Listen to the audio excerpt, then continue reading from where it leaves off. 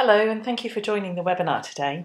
I hope that you get something out of it, and please feel free to ask any questions you may have, and we will address them all at the end. My name is Paula McGeown, and I'm the principal of Hightrees Law. We're a specialist immigration practice. We're registered migration agents for Australia and also licensed immigration advisors for New Zealand. Today we'll be focusing on skilled migration. Australia and New Zealand both have well-established skilled migration programs and both seek to attract highly skilled migrants. There are quite a few similarities between the programs, between the Australian and the New Zealand visa requirements, but there are a few key differences. Essentially, both Australia and New Zealand want to attract highly skilled migrants. Skilled migration is a relatively quick pathway to permanent residency. The whole process can be done anywhere between 3 to 6 months for New Zealand and 6 to 12 months for Australia. That is, however, if you are eligible in the first place.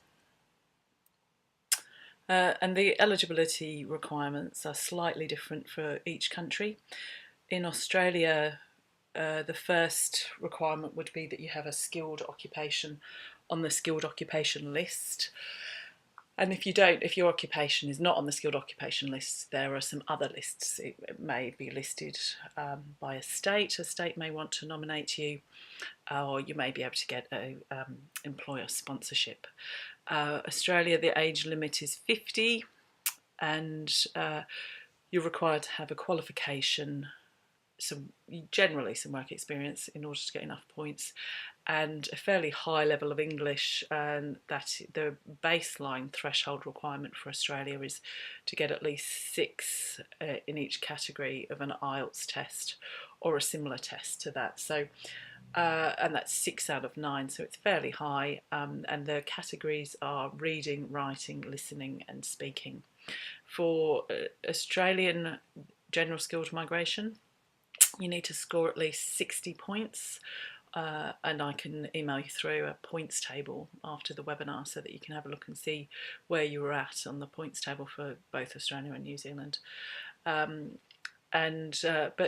that varies by occupation. So some occupations would be required to have higher points in order to get an invitation to apply for the visa. So occupations like accountants at the moment, nobody's getting through at less than 70 points at the moment.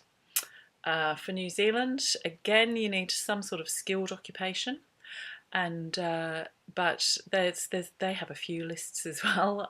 So their lists are they've got skilled lists and skills shortage lists. So if your occupation appears on one of those, then you've got a good chance of applying. Their age limit is 55. So a few years more than Australia, and also they continue to give points beyond the age of 45. So beyond 45 you're still getting 10 points, from 50 to 55 you're still getting 5 points, whereas in Australia after 45 you're not getting any points, so it becomes a little bit difficult to make up that 60 points when you're getting no points for age. With New Zealand, they will, if you've either got qualifications or relevant work experience to your nominated occupation, then either one of those will do the job. And their English requirement is to get at least 6.5 in an IELTS test, and they only accept IELTS. But that 6.5 is overall, so they take an average, and sometimes it's a bit easier to get an average of 6.5 than it is to get 6 in each category, because people quite often are a little bit weaker in one category and quite a bit stronger in some others. For New Zealand, they require at least, if you get at least 140 points, then you get an automatic invitation to apply. There's an invitation round every 2 weeks. They can take a few days to assess your expression of interest and decide whether to issue you with that invitation or not. But generally, every 2 weeks, they're going through and looking at those expressions of interest. And if you don't get the 140 points, which is fairly high, they will also take people who have over 100 points with a job offer. So their job offers are a good way to get a skilled migration visa for New Zealand, and they both for a temporary visa and a permanent visa. And that's where the scheme differs quite a bit to the scheme in Australia. A job offer doesn't make any difference to the general skilled migration program in Australia. So if you have a job offer and you want to go to New Zealand, it makes the process a lot quicker, and there's quite a few points that are attached to a job offer. So 50 out of those 100 or 140 points can come from a job offer. So the process is mainly similar between the two countries, with a few differences. So essentially, the first thing you would do is to check the occupation lists for whichever country you're interested in, or potentially both if you don't mind where you go. If your occupation features on one of those lists, then you could look at the points table, and then assess how many points that you've got. Of course, at any stage of this process, you can send us an email or set up a telephone conversation. We can do all of these things for you. But essentially, this is the process. So you can have a look and see what your points are. You would then book in for an English test. Because something that you'd want to do fairly early on in the process. People sometimes have a slightly different view of what their English language ability is to what the test results actually come out at in the end. And particularly for Australia, your eligibility can sometimes be determined by how you score in that English test. And equally for New Zealand, in order to be eligible at all, you'd need to be getting that 6.5. So it's one of those things that you may want to do fairly early on in the piece.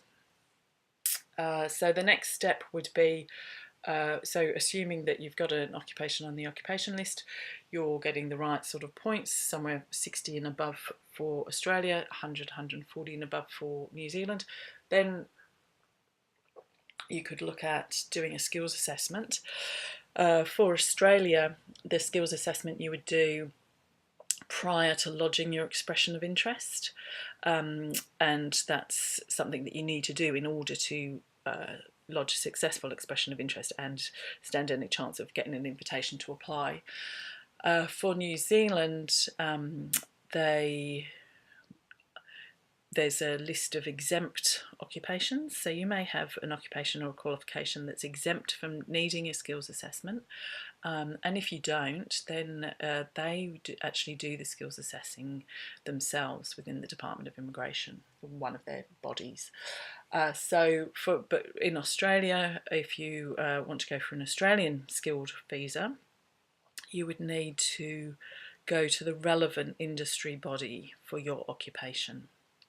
And they're entirely independent of the Department of Immigration, and it's a whole separate step and separate process.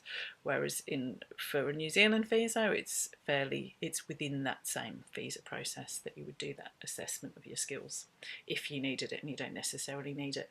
For Australia, you have to have a skills assessment to qualify. So then the next thing would be you would lodge your expression of interest. And depending on what your points are, you would either get invited to apply straight away in the next invitation round. Both Australia and New Zealand do invitation rounds every 2 weeks. And that's when you've essentially, in your expression of interest, you put forward your claim of what your points are. So the way that works is that you tell them all the details in the expression of interest, and then it's only when you're actually invited to apply that you then have to back up those claims with evidence, with the documentation. So your qualifications, your work experience, so it would be work references to prove that, proof of your English test, proof of your skills assessment, all of those sorts of things, your birth certificate, your passport. But essentially those things needed to have been valid on the day that you were invited to apply anyway, so you can't leave it until then to do things like the English test or the skills assessment. And the New Zealand expression of interest is a bit more involved. They ask more questions, so it's you're giving them the bulk of the details in the expression of interest stage, and then when it comes to actually making the application for the visa, it's a pared down version of that. So it's essentially just saying that all of those things are correct. It's the other way around for the Australian expression of interest. So the Australian expression of interest is a much more basic process, and so you give them just the details about your work experience, your qualifications, those sorts of things. You don't go into any personal details so much. And then when it comes to the visa application itself, that's when you really pad out the details, and that's when they ask many more questions. So you make that visa application when you're invited to apply. You provide the evidence. Everything will need, anything that's not in English will need to be translated by a certified translator. Even things like pay slips, they're asking for translations of these days, so they really do want those details. And the more that you provide up front, the quicker the process will be. So if they come back and ask for any information, any extra information whatsoever, they tend to ask for a lot more than you might actually need to provide in the first place if you just give it to them in the first place. So then the visa will just be granted, and off you can go. So then just a bit more detail on the skills assessment for Australia. All Australian skilled migration visas require a positive skills assessment. There's a few skills assessing bodies. Essentially it's your industry body. So that would be, say, Engineers Australia or the Australian Computer Society or the Chartered Accountants Association. Or if it's a general occupation that you have or some sort of management type position, then that would go to the Vet Assess. If it's a trade occupation, it would go to the TRA. Australian skills assessments require a qualification, so that would be your degree or your diploma plus relevant work experience. The evidence that you would need to show of that, work references. Each skills assessing body has a different format in which they want those work references, and they're all quite picky about what they want. So whatever it is that they want, you need to provide exactly that, just to speed up the process and to avoid the possibility of them rejecting the application. Some skills assessing bodies also require an English language test, so sometimes you would need to do the English language test before the skills assessment. Particularly there's for accountants or teachers, some other sort of client-facing type occupations, and those requirements for English can be higher than the threshold requirement for the general skilled migration visa itself. So they may be needing you to get 7 or even 8 in some of the categories. And so that's for Australia. Another way to go about it, if you don't actually have a formal qualification related to your occupation, is that you can go through a process that's called recognised prior learning. So it's in recognition of any sort of work-based training that you've done. So say you've been working in your occupation for many, many years. You obviously know your job really well. You've obviously picked up those skills as you went. So there's some service providers out there who can go do the process for you for recognising that learning that you've done on the job, issue you with a certificate, and then with that certificate and your work references, you can go through the skills assessment for your particular occupation. It's just another stage in the process, and that's something that you would need to do before the skills assessment. And for New Zealand, the skills assessment can be based on your work experience or your qualification. There's many occupations that are on the exemption list that don't need a skills assessment, so it's worth checking that early on. If you do need the skills assessment, they will let you know, and you can lodge those documents as early as you can after you've been invited to apply, so that they can do that skills assessment for you. So just a few more details about the English language tests. In Australia, there's a few tests now that you can take to fulfil the English requirement. Then that's only come in quite recently, so it's not just IELTS anymore. You can also sit a TOEFL test or a Pearson academic test or an occupational English test or a Cambridge advanced test. So and there's equivalent sort of scores to what you need, but essentially it's 6 out of 9 type ratio that you would need to get in each of those. And that test would need to have been taken in the last 3 years prior to lodging your visa application, and you get points awarded. So that is if you get a sufficiently high score. So the threshold requirement for English in Australia is 6 for general skilled migration, and that's six in each category, like we spoke about before. But to get some points for your English, then if you got 7 in each category or above, then you'd get 10 points, and if you got 8 in each category, you would then get 20 points. So out of a point score of 60 that you would need as a sort of threshold requirement to get an invitation to apply, 20 points can be a fairly large proportion of that. So if your English is particularly good and you're good at sitting tests, then this can be a really good way to get some extra points. Even people from countries that aren't required to sit the English language test, like the UK, people sit this test so that they can get those points.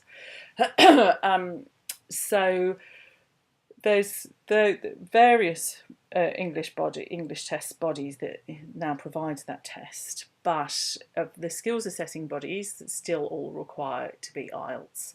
So if you would need to check first of all, or have your advisor check what your skills assessing body requires, because you probably wouldn't want to be sitting 2 different tests if your skills assessing body does actually need you to sit an English test.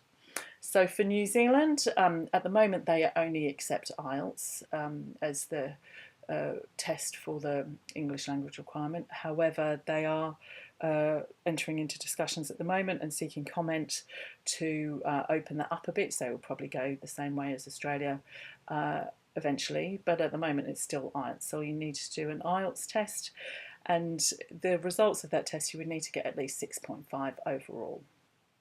No points awarded for the English language test, and that test needs to be taken in the last 2 years. So these are the points that we've just been through for the English language test for Australia. No points at 6, 10 points at 7, 20 points at 8, and that's in each category. So even if you had an average of 8, you wouldn't be getting those points if one of those fell below. So essentially, the points that you're going to get awarded will be based on what your lowest score is. So how long does it take? Essentially, for Australia, it's 6 to 12 months from start to finish, and this is dependent on various factors like how long the skills assessing body takes to process your application, whether you go for a state nomination or not, and how thorough you are with providing the documentation in the first place. For New Zealand, it's 3 to 6 months, and this can be dependent on whether you have a job offer or not. They are very keen to get people out there quickly if they have a job offer, so that can really speed up the process. So more detail on how long it takes to get the visa. Skills in Australia, skills assessment can take between 2 and 12 weeks, again depending on the skills assessing body. Sometimes they can be a lot quicker than the advertised standard, and sometimes they can be a lot slower as well. So but yeah, so the quickest can be even potentially 5 days. If you've got a really good, clear occupation, clear qualification that's related to your occupation, really good, clear work references, it can speed things up. Although some skills assessing bodies will take the full extent of their advertising their advertised processing time and potentially a little bit more.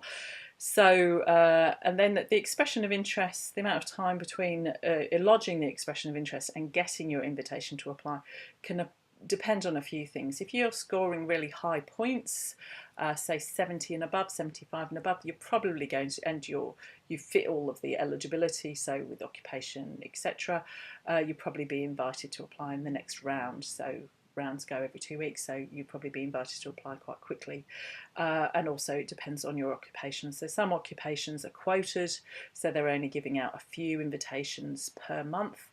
Accountants are one of those. Some of the IT professions are on there. So, and the program year runs from July to July. So sometimes they use up all those places earlier on in the year, and then you need to wait until July. But we're coming up to a good period to make an application because the program year starts again on the 1st of July.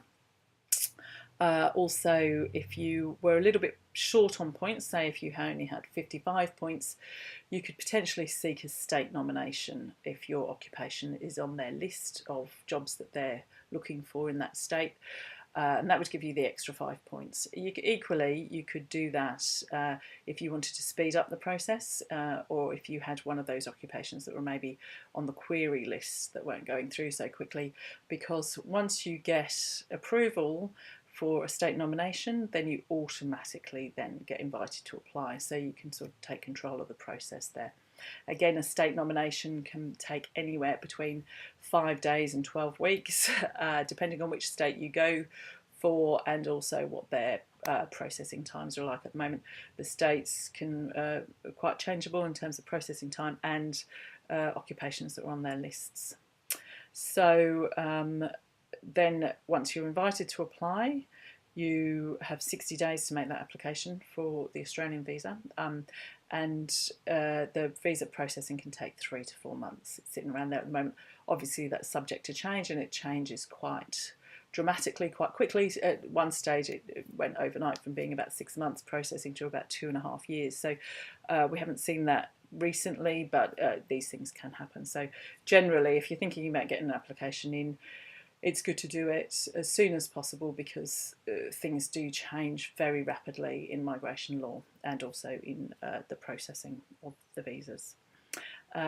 So then your visa would be granted, assuming there were no health issues, character issues, such as significant convictions. They would grant the visa, and they would give you as long as your medicals and your police clearances are still valid to make your first entry into Australia. So police clearances, you need a police clearance from each country you've lived in for at least 12 months or more in the past 10 years. And those police clearances, once issued, are valid for 12 months.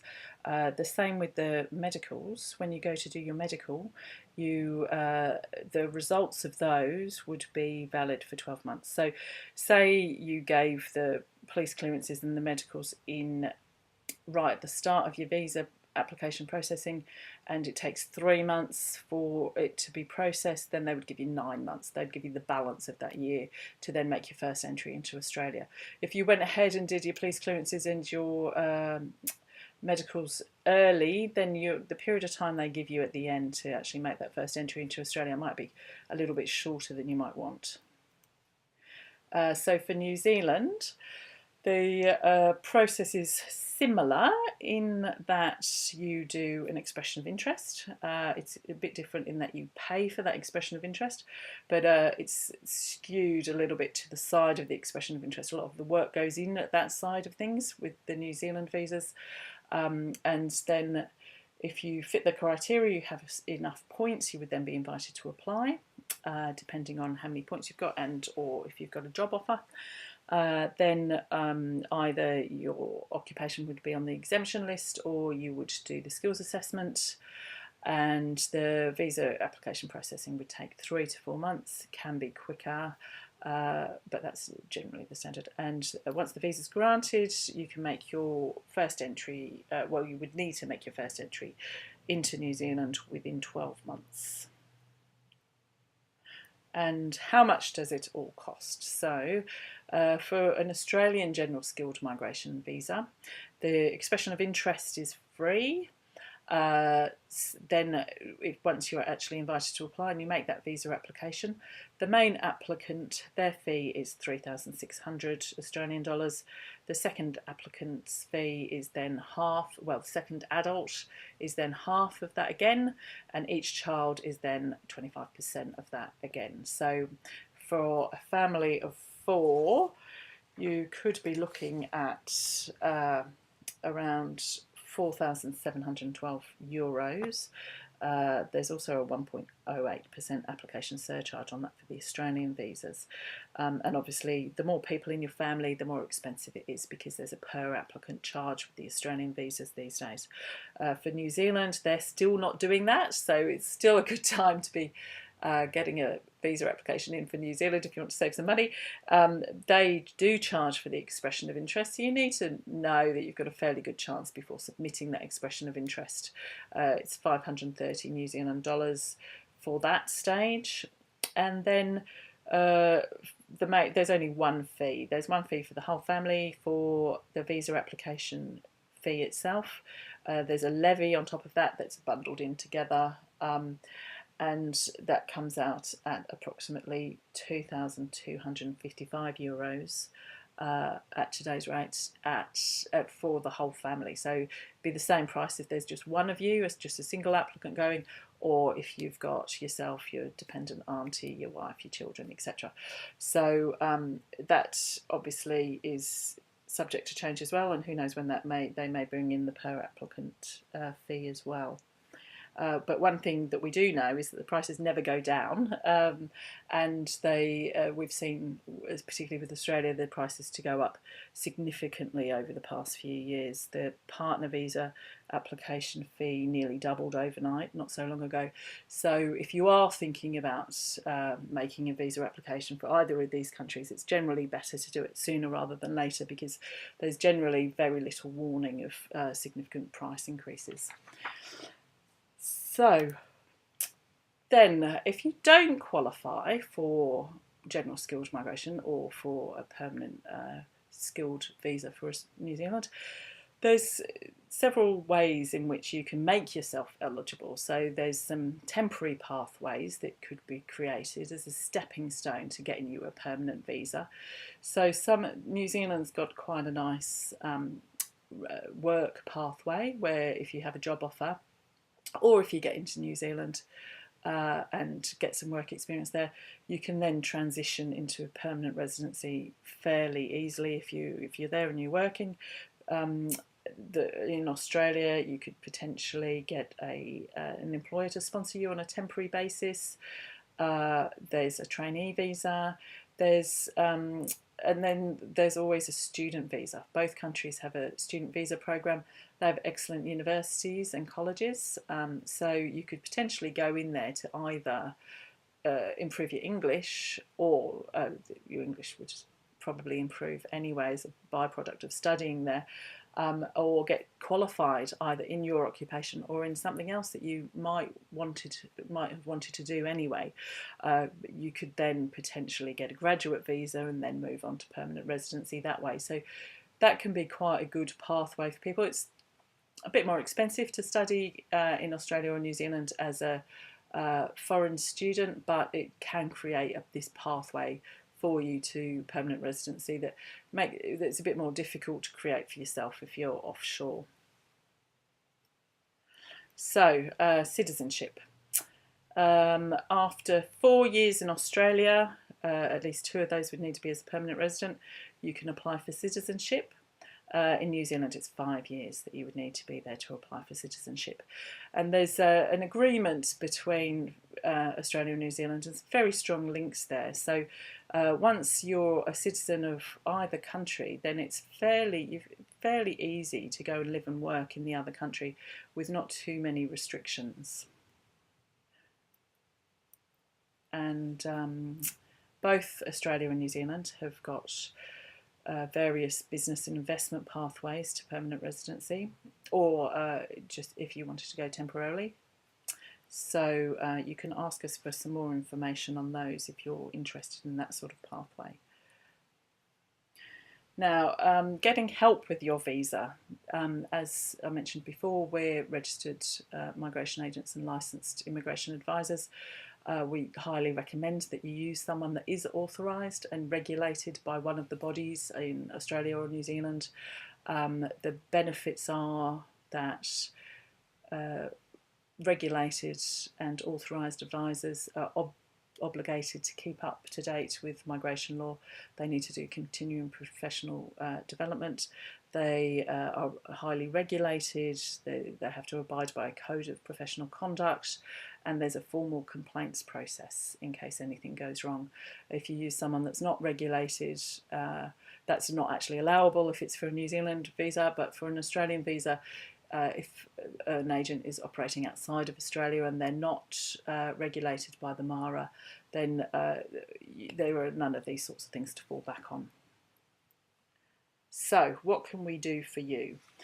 First of all, what we can do is set up an appointment with you. You can schedule an appointment by phone or by Skype. We can assess your eligibility and let you know what options are available to you. Then if you wanted to proceed, we could then formulate a visa strategy for you, and that would either be straight into permanent residency or forming one of these visa pathways that we talked about. We would then take on the entire process, and we would complete and lodge your skills assessment, your expression of interest, or the visa applications that you might need, and we would liaise with all the relevant authorities from the start until the finish.